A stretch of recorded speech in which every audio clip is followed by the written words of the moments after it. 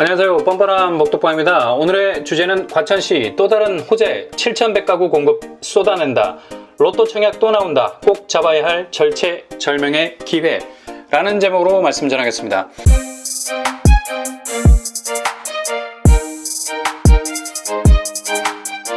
지난 8일 국토교통부와 한국토지주택공사에서 과천 신도시의 주택 물량 공급에 대한 내용을 발표했습니다. 총 7,100가구 물량. 굉장하죠? 이 정도면 둔촌주공 물량보다 훨씬 많은 양입니다.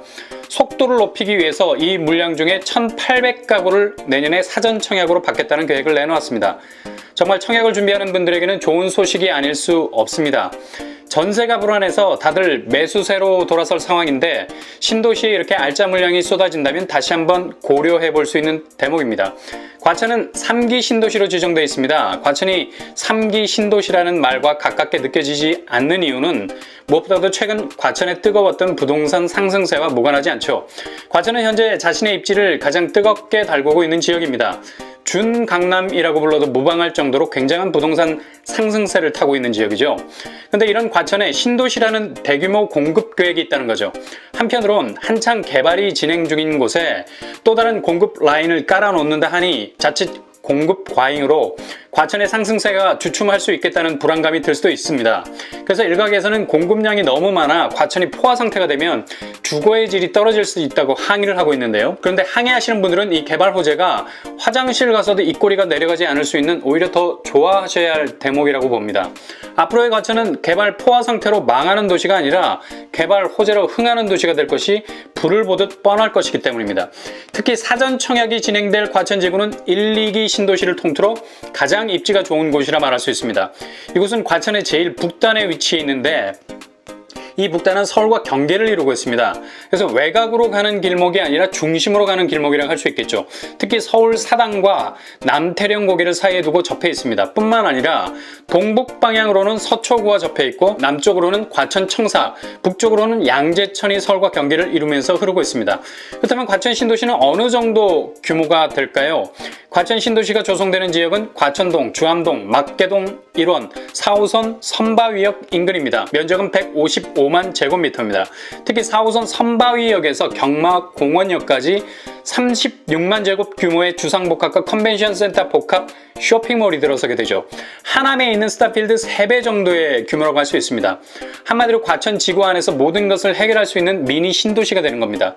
이런 배후 속에 과천 지구 내 아파트가 들어서게 되면 아마도 최고의 경쟁률을 보였던 과천 지정타가 조금은 밀리지 않을까 생각이 됩니다. 과천의 택지 개발 지구는 대부분 고밀화된 건물이 별로 없습니다. 그러니까 다닥다닥 붙은 건물이 거의 없다는 얘기죠.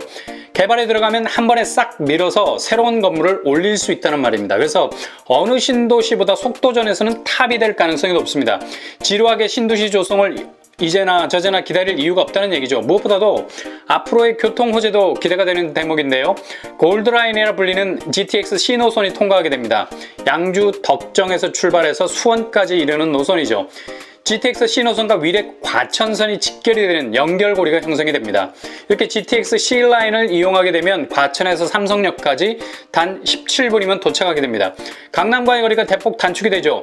과천 자체가 입지적으로 볼 때도 서울과 가까운데 GTX 같은 교통망이 중심에 들어온다는 것은 이미 서울 중심 생활 권역이라고 말해도 결코 과언이 아니라고 할 수 있겠습니다. 그리고 과천 우면산 도로를 지화해서 선바위역을 복합 환승센터로 개발하게 되죠. 교통호재로 볼 때 과천 신도시는 한마디로 옥석을 깔고 있는 지역이 됩니다. 3기 신도시 과천은 향후 다이아몬드 같은 입지를 갖추게 되는 커다란 마스터 플랜을 깔고 있게 되는 셈이죠. 그래서 조성되고 있는 3기 신도시들 중에 소규모이지만 그 가치는 가장 크다고 말할 수 있는 지역입니다. 그리고 과천하면 떠오르는 말 중에 하나가 바로 과천 지식정보타운입니다. 얼마 전 청약의 태풍이 지나간 곳이죠. 135만 제곱미터 정도의 크기로 조성이 되는데 주로 이곳은 IT 산업과 건설 엔지니어링 같은 산업단지들이 들어서게 됩니다. 과천의 지정타가 풍부한 잠재성을 가지는 이유는 단지에 들어서게 될 아파트들의 입지 때문만이 아니라 이곳 지정타의 약 300개 기업, 3만 이상의 인력들이 상주하게 될 것이기 때문입니다.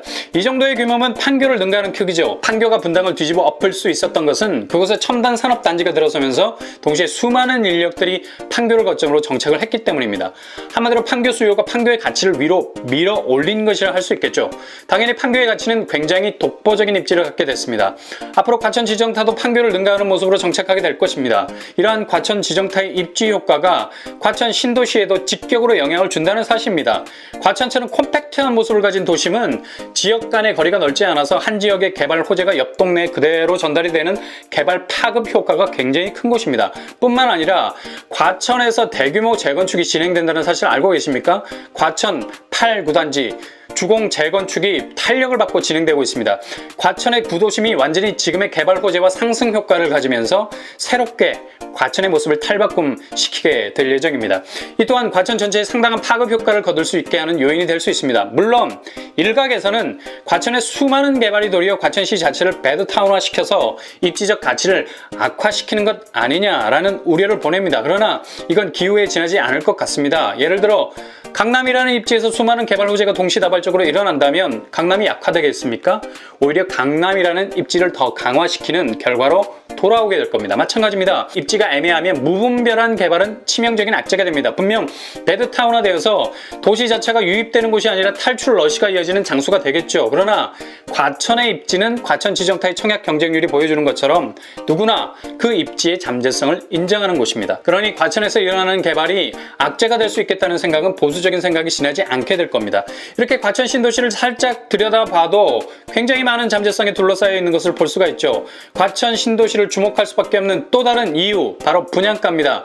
국토부에서 향후 3기 신도시 아파트 가격은 시세의 60에서 70% 정도 수준이 될 것이라고 발표했습니다. 그렇다면 지금 과천 아파트 시세 어떨까요?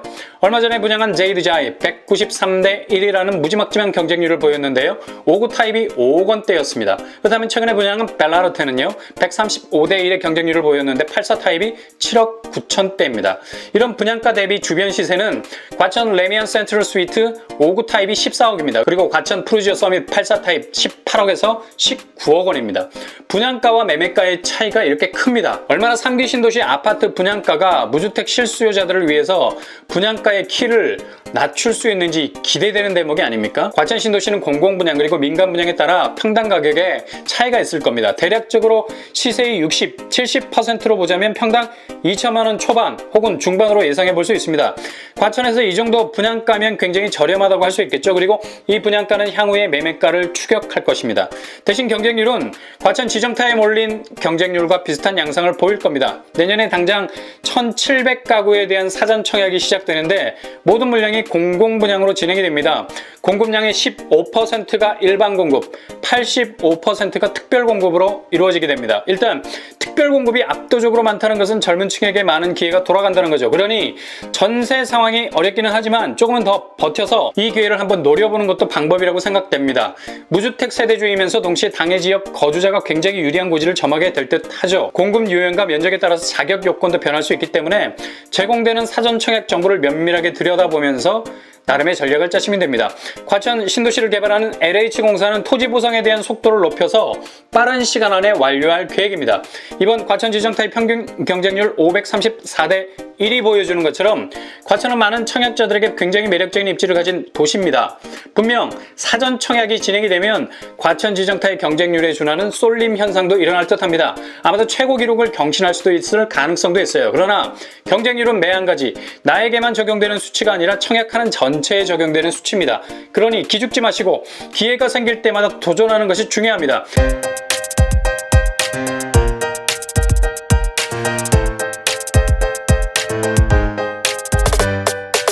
지금의 상황이 내가 목표로 하는 곳만 찌르기에는 타겟이 한정돼 있어요. 그래서 여러 타겟이 나타나면 망설이지 말고 무조건 도전하셔야 확률을 높일 수 있습니다. 이렇게 많은 청약자들이 몰릴 때는 무조건 확률 싸움입니다. 내가 도전하는 횟수가 많을수록 확률은 올라갈 수밖에 없겠죠. 그리고 청약 도전을 많이 해보면 길이 보입니다. 나름의 득도를 하게 되는데 이건 경험치라서 주관적인 감이라고 말할 수 있죠. 청약에서 떨어진다 해서 악재만은 아닙니다. 나름의 길을 볼 수 있는 눈을 가질 수 있기 때문에 좋은 경험이 될 수 있습니다. 이러다가 결국은 당첨이 되는 거예요. 그러니 이번 과천의 사전 청약에 대한 정보를 잘 수집해 두셨다가 청약이 시작되면 본격적으로 경쟁에 뛰어들어서 당첨을 가져올 수 있는 여러분이 되길 바랍니다. 이상으로 뻔뻔한 복덕방을 마치겠습니다. 구독과 좋아요 부탁드립니다. 감사합니다.